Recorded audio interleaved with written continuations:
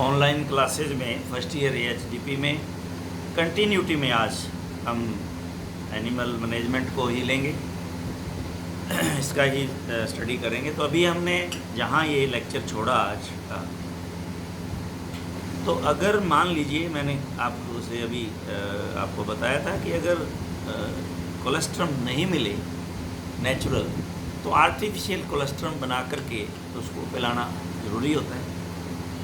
तो अब artificial colostrum में क्या क्या होता है और इस पे वेरी वेरी इम्पोर्टेंट लगा लें, ये आवश्यक रूप से 2 नंबर का 2.5 नंबर का जो है वो पूछा जाता है कि आर्टिफिशियल कोलेस्ट्रम कैसे बनता है, इंग्रेडिएंट्स लिखो। तो इसमें आप देखिए, मुर्गी का अंडा एक जो है, टेरामाइसिन पाउडर एंटीबायोटिक है ये आधा ग्राम, कॉड लिवर ऑयल 5 ml, और इसके बाद में अरंडी का तेल 15 ml, गुनगुना पानी 0.28 लीटर, और दिन में 3 से 4 बार ये हमें इसको नवजात को पिलाना है।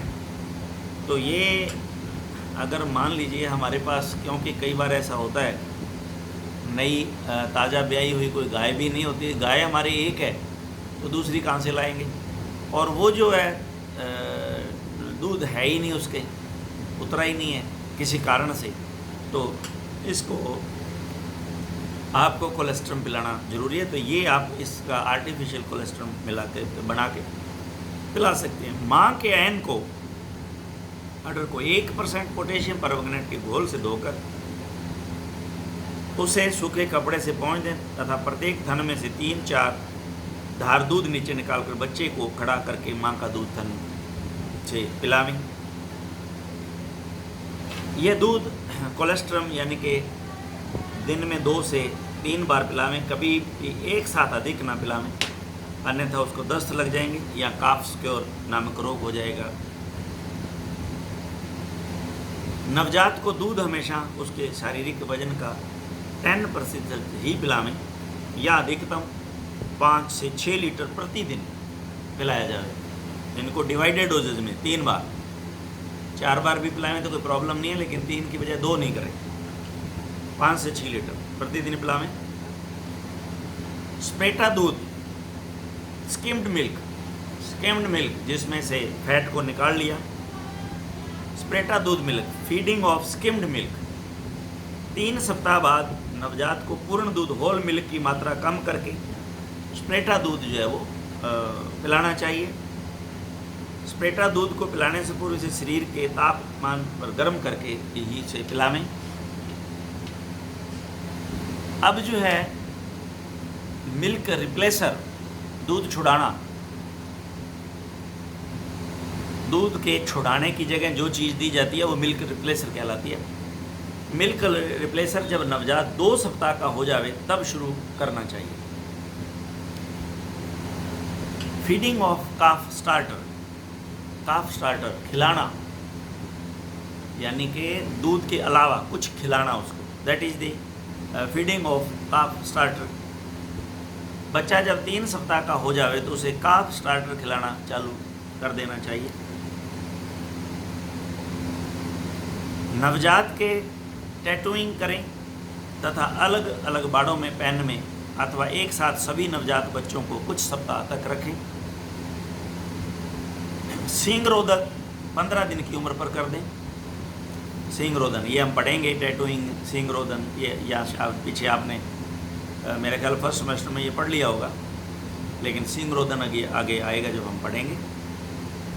नवजात मादा है और उसके यदि कोई अतिरिक्त थन है, 4 थन होने चाहिए, कहीं उसके 5वां अगर कहीं ग्रोथ करा हुआ है तो उसको हटा दें, वो यहीं।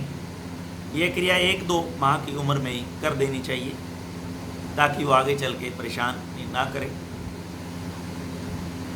अंडरलाइन कर लें इसको, वेरी इंपॉर्टेंट।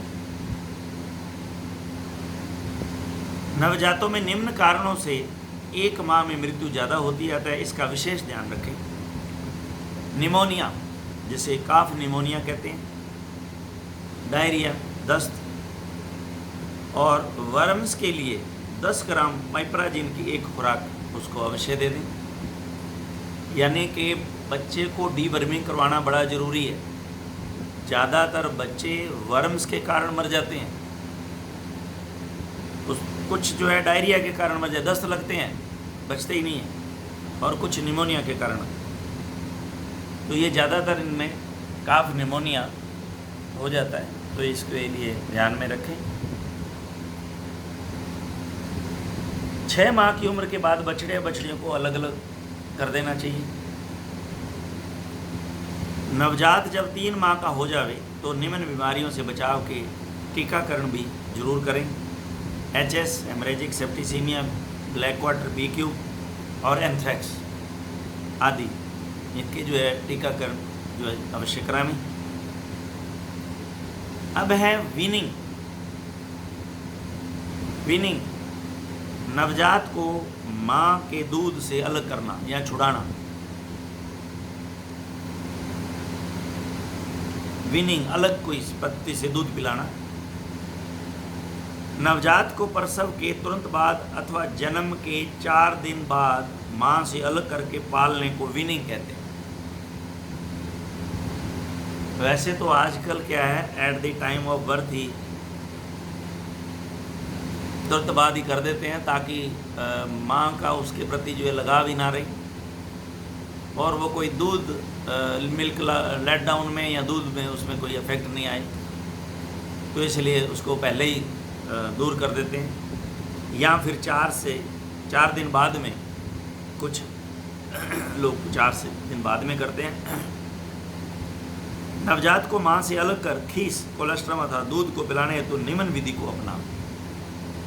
अगर तुरंत कर दिया है तो 3 दिन खीस पिलाना ही पिलाना है। हमने पीछे पढ़ा, और वो आर्टिफिशियल खीस बना के उसको पिलाओ। कभी भी कोलेस्ट्रम को गर्म नहीं करें, क्योंकि उसमें 17% प्रोटीन होता है, जो गर्म करने पर फट जाता है, फ्लोट होता है। लेकिन जनरली तो गाँव में इसको गर्म करके ही पिलाते हैं, पीते हैं लोग वह खुद भी। लेकिन ये आज बड़ी अच्छी, इसको गर्म नहीं करना चाहिए, क्योंकि इसमें मैक्सिमम 17% प्रोटीन, मेरा ख्याल है 5 गुना नहीं, 10 से 12 गुना शायद ज़्यादा प्रोटीन। 17% बहुत ज़्यादा है। दूध, कोलेस्ट्रॉल या तो निपल से बच्चे को मुंह ऊपर करके पिलावें, अथवा निम्न विधि से तसले, परात या बाल्टी आदि में भी पिला सकते हैं रख करके।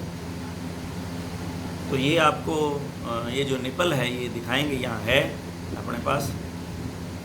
माँ का दूध किसी चौड़े मुंह के बर्तन में डालें। नवजात के मुंह में अंगुली डालें ताकि वह थन समझकर उसे चूसने लगे। आप धीरे धीरे उंगली को दूध वाले बर्तन में नीचे डुबो दें, जिससे काफ का मुंह भी दूध में डूब जाए तथा बच्चा दूध को चूस कर खींच ले। जो ही नवजात दूध को खींचे ले अपना अथवा पीना शुरू करे, अंगुली को हटा लें तो वो फिर अपने आप ही पीता रहेगा। 4 से 5 सप्ताह तक वीन्ड काफ को, जो हटाया गया है ना, जो वीन किया गया, उसको 1/10 होल मिल्क, 1/10 यानी कि 10वां भाग होल मिल्क पिलाना चाहिए, जो कंप्लीट मिल्क है, तथा अच्छी गुणवत्ता का प्रोटीन काफ स्टार्टर खिलाना चाहिए। जब भी वीन्ड काफ को दूध पिलावें, उसे शरीर के तापक्रम पर गर्म करके पिलावें। उसमें ट्रेस मिनरल, जिसमें iron, copper, magnesium, manganese, zinc हो, अवश्य मिला दें। 15 दिन के उम्र के वीन्ड काफ को हरा चारा, जिसमें 100 ग्राम शुष्क पदार्थ हो, उसे खिलाना शुरू कर देना चाहिए 15 दिन। तो यहाँ इन्होंने सारणी दी है काफ को दूध पिलाने के, कितना जो है वो वज़न पे क्या क्या देना है। अप टू 30 kg पे 1 से 4 डे। कोलेस्ट्रम 1 से 10 भाग ऑफ बॉडी वेट। फिर इसी तरह से 30 kg 5 से 30 दिन पे, अब ये नहीं देना। और ये मिल्क जो है वो kg 1 से 10, 1/10 भाग बॉडी वेट, 1 से 15 भाग वेट, 1 से 25 बॉडी वेट, इस तरह से ये 25 से 30 दिन, 35 से 17 दिन, इस तरह से इसको। और कोलेस्ट्रम तो 1 से 4 दिन ही हमें देना है, उसके बाद में इसको नील दिखा रखा है। वीनिंग के लाभ, इसके क्या लाभ हैं? अगर आप बच्चे को माँ से अलग जन्म लेते ही कर देते हो या 4 दिन बाद में करते हो, वीनिंग करने से दुग्ध उत्पादन प्रति ब्यात का वास्तविक पता लगता है।